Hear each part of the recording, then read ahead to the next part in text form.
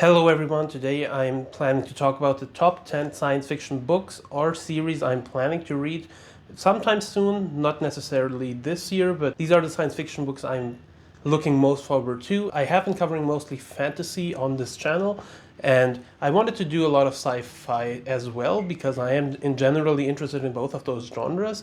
And I did some sci-fi, especially with Red Rising recently. I want to dive deeper into the genre. So yeah, here are the top 10 books I'm looking forward to read. Number 10 is Pandora's Star, which is book 1 in the Commonwealth Saga by Peter F. Hamilton. This is a sci-fi series that's basically a space opera, and I don't know a lot about it. It was recommended to me basically while talking about Red Rising, so I personally really enjoy Red Rising, and some people were telling me like, yeah, Red Rising is good, but it isn't really representative of the space opera genre. And yeah, if you really want to get into something that's more a classical space opera, then the Commonwealth Saga is something that some people recommended to me, and it sounded really interesting. And it's just 2 books. Peter F. Hamilton in general, I think, is seen as a really, big foundational author for science fiction. So yeah, it's really interesting to get into his work at some point. Number 9 is the Hyperion Cantos by Dan Simmons. And this is another classical sci-fi series that I've heard a lot of interesting things about. I've heard mostly good things about the first book. I've heard mixed things about the other books in the series, but I am in general interested in both. I've heard this also has some horror or thriller elements, along with sci-fi elements, and yeah, it generally sounds pretty interesting. I don't know if this is more space opera or a different kind of story. Hyperion is something that I may get into at some point this year or maybe next year. I'm not quite sure about it. But yeah, it is something that is on my radar for sure. Number 8 is Sun Eater by Christopher Rocchio. So this is a newer science fiction series that I've heard a lot of good things about, especially in the last year or so. I think book 1 is called Empire of Silence, and I've heard a lot of interesting stuff about it. I think this is a more personal story about one particular person. And yeah, I've heard a lot of cool stuff about the author, and the author seems really nice, and he seems like he interacts a lot with fans and is really open about his process and publishing. So yeah, I was interested for that reason, but also the name Sun Eater itself sounds really intriguing, and I'm really looking forward to see what what it exactly means and how this plays into the story. Number 7 is The Martian by Andy Weir. Now, this one is one that I had actually started 2 years ago, I think, on audiobook, and I DNF'd it because I just wasn't into audiobooks back then. But I was enjoying the story. I just wasn't reading enough of it at the same time that I didn't really enjoy it as much as I could have, because I was just listening like 20 minutes a day, or maybe not at all for a week or a month, and then getting back into it because I just didn't get that schedule with audiobooks. I had a hard time getting into audiobooks back then, so yeah, it wasn't something that I got that deeply into, but the story in general is really interesting, so I am planning to try it again, and I may actually try it again on audio because now I'm a bit more comfortable with audiobooks. It obviously has the movie adaptation that I've heard is really good, and yeah, just the story in general about this person that's stranded on Mars and has to survive, and yeah, people on Earth trying to somehow save him is really interesting, and yeah, I'm looking forward to get back into it. When I do, I will start it over because it has been a while since I read it. Number 6 is Jurassic Park by Michael Crichton. Obviously, this is another very popular science fiction story, so I don't want to talk too much about it. I want to get into Michael Crichton in general, and I heard Jurassic Park is one of his really all-time great books. And I've heard the book is quite different from the movie as well, which I haven't seen the movies actually, so I will be reading the book first and then maybe dive into the movies. I've heard there are quite a few differences in those, so it'll be interesting to experience both, because I've mostly heard positive stuff about both the books and the movies, even from fans who love the books. They also seem to enjoy the movie, despite the fact that it is quite different. Number 5 is Ender's Game by Orson Scott Card. This is another very classical, very influential science fiction story that I believe it influenced a lot of science fiction as well as fantasy. I might be wrong on that.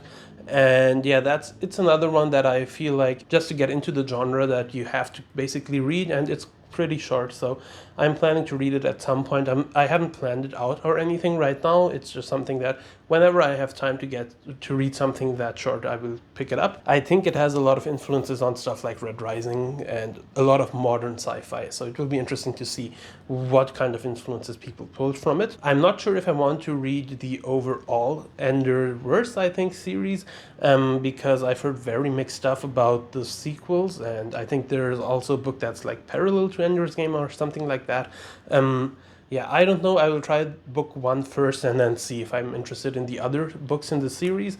But yeah, that's how I'm feeling about Ender's Game right now. And I think that's another one that I'll just pick up basically on a whim when I feel like getting some science fiction. Number 4 is Foundation by Isaac Asimov, or really anything by Isaac Asimov. So I'm not sure if I should start with Foundation or if I should start with iRobot. I put Foundation on here because I think the Foundation series overall sounds really interesting to me. But I may actually start with iRobot. I don't know. Maybe if you're an Asimov fan, let me know how you feel about that. Yeah, but Isaac Asimov, I've heard, is like basically the person that influenced all of modern sci-fi. And yeah, I really want to get into it. I heard he has some very realistic science fiction that really talks about interesting ideas, and especially in terms of robotics and stuff. And personally, I'm really interested in robotics, and I'm actually even studying robotics. So for me, it's something that sounds interesting through a lot of aspects. So it's something I'm really looking forward to get into. I have heard that his books aren't that easy to read, so I'm not sure when I will get into it. But it is for sure something that I'm looking forward to. And yeah, let me know what you think. Should I start with Foundation or should I start with iRobot? Or should I start at somewhere completely different? Number 3 is something very different from all the other entries on this list, is The Hitchhiker's Guide to the Galaxy by Douglas Adams. And this is one that's more a comedic science fiction story, and obviously, again, another popular one. This is one that I've been really wanting to read for a while, but I've just never gotten into it because I just tend to pick up other stuff. But this is something that sounds really interesting to me, and I know that even people who don't like to read in general love this book.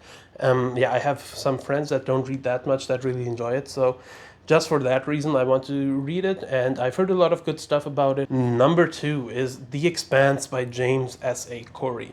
Now, The Expanse is something that I've been interested in for a lot of reasons.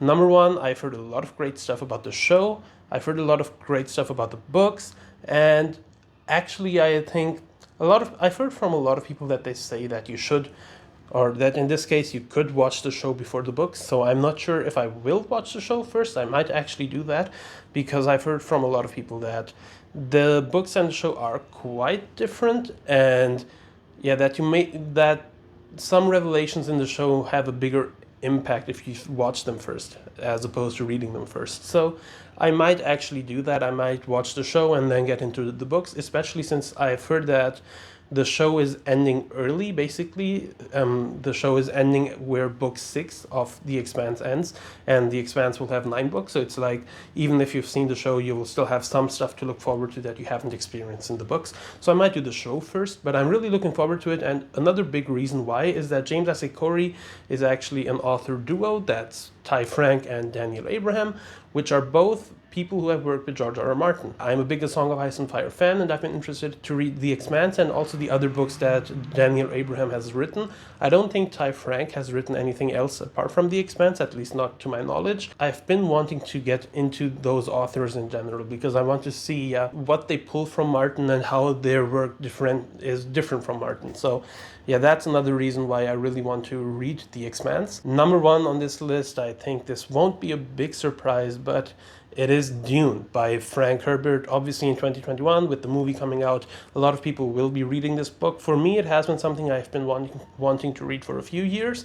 Especially with the movie, it got pushed up on my TBR. This is another one that's very influential, especially on a lot of things I like. I heard it's very influential on The Song of Ice and Fire. I've heard it influences a lot of modern science fiction, but also a lot of modern fantasy as well. So for me, my 2 favorite series right now are A Song of Ice and Fire and Red Rising, and both of those are heavily influenced by Dune, from what I've heard. And yeah, Dune is something that I'm really looking forward to get into. Especially the first book. I think I will be reading the first 4 books at least, because I've heard that book 1 and book 4 are awesome, and book 2 and book 3 aren't that long. So Yeah, I think I will be reading at least 4 of those. And yeah, Dune is something that should be happening in the next few months at some point.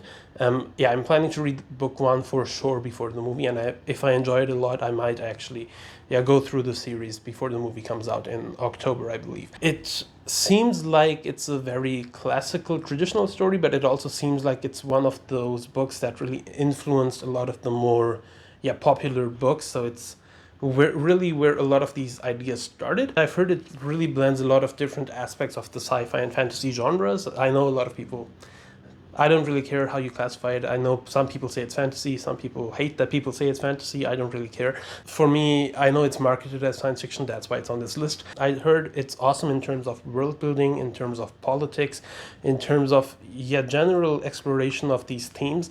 And I don't know, I haven't heard a lot about the characters and the character work in general, so maybe that's something that is a bit weaker in Dune, I'm not sure, but that's something that you don't hear a lot about. I'm really looking forward to see what Frank Herbert does with these ideas that I've seen, and yeah, sandworms.